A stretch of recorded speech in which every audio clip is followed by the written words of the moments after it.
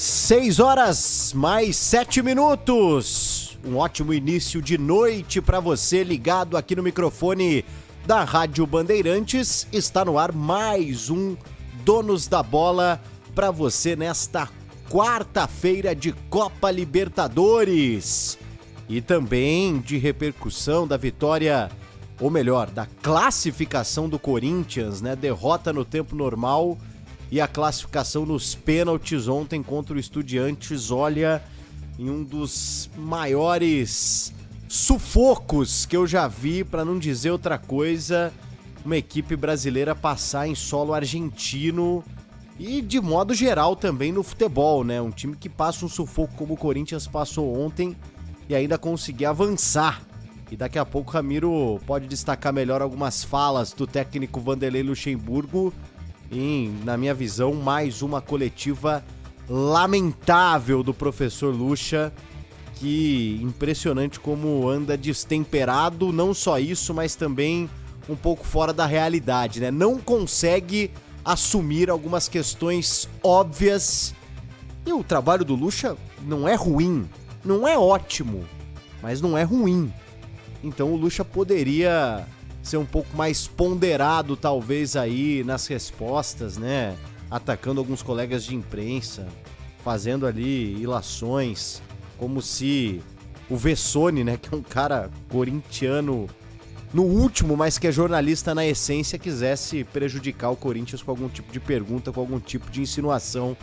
Mas a gente fala melhor disso daqui a pouco, porque também vamos já para o Allianz Parque, onde está Gustavo Soler, com todas as informações desse jogo que tem tudo para ser festivo para a equipe do Palmeiras, obviamente, com os pés no chão, respeitando o adversário, mas o Verdão pode hoje fazer mais gols, atingir novas marcas importantes dentro da Libertadores, que o Verdão vem comandando o cenário nos últimos anos. Antes de dar uma boa noite para o Soler direto do Allianz, ali já trazendo todos os detalhes e o clima para essa partida, pegar o boa noite também de Pedro Ramiro, sempre aqui nos Donos da Bola, que ontem também estava nas reportagens desse jogo. Que sufoco do Corinthians ontem para passar pelo Estudiantes nos pênaltis, 6 bolas na trave, 2 nas penalidades, o Cássio obviamente pegando demais, pegando um pênalti, e o Corinthians sabe-se lá como, Pedro Ramiro, segundo o Luxa, por conta de uma estratégia que deu certo, está na semifinal da Copa Sul-Americana. Ramiro, como é que tá? Tudo bem? Tudo bem, um abraço para você, PDV, um abraço para quem nos acompanha aqui na Rádio Bandeirantes. Pois é, o time do Corinthians que inclusive leva 30 chutes a gol, 6 bolas na trave e também com uma defesa defendida de pênalti por Cássio. O Corinthians sofreu 122 finalizações a mais que o segundo colocado, numa estatística que fala sobre o maior número de finalizações sofridas desde que o Vanderlei assumiu o clube. Então, desde que o Vanderlei assumiu o clube, a média é de 16 finalizações por jogo contra o Corinthians, 540, um número muito expressivo para um Corinthians que vai saber amanhã, 7 horas da noite, quem vai pegar na próxima fase de semifinal, se é o Fortaleza ou o América Mineiro, jogo disputado no Castelão na partida da ida, 3-1 pro Leão na Arena Independência. É isso aí, amanhã então, né, as últimas definições, tanto em Copa Libertadores como também na Sul-Americana, e claro, a Rádio Bandeirantes de olho em tudo e acompanhando cada detalhe das equipes, quem sabe, né, em busca de finais brasileiras aí, podemos ter uma final paulista na Copa Sul-Americana, mesmo achando que o Corinthians vai ter uma enorme dificuldade, acredito eu, contra o Fortaleza.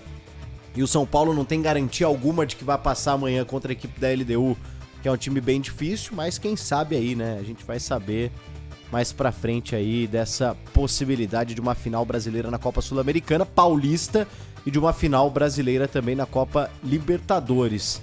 Hoje, se tivesse que apostar, Ramiro, você apostaria mais numa final brasileira na Sul-Americana ou na Copa Libertadores? Lembrando que o Inter já está em uma semifinal, a gente pode considerar que também o Palmeiras já está em outra, mesmo que ainda cumprindo esse jogo hoje.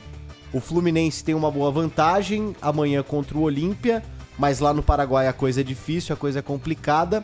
E hoje também sai a definição do adversário, possivelmente o adversário do Palmeiras, entre Boca Juniors e Racing, né? No primeiro jogo, tudo igual em La Bombonera, 0-0, hoje é na casa do Racing.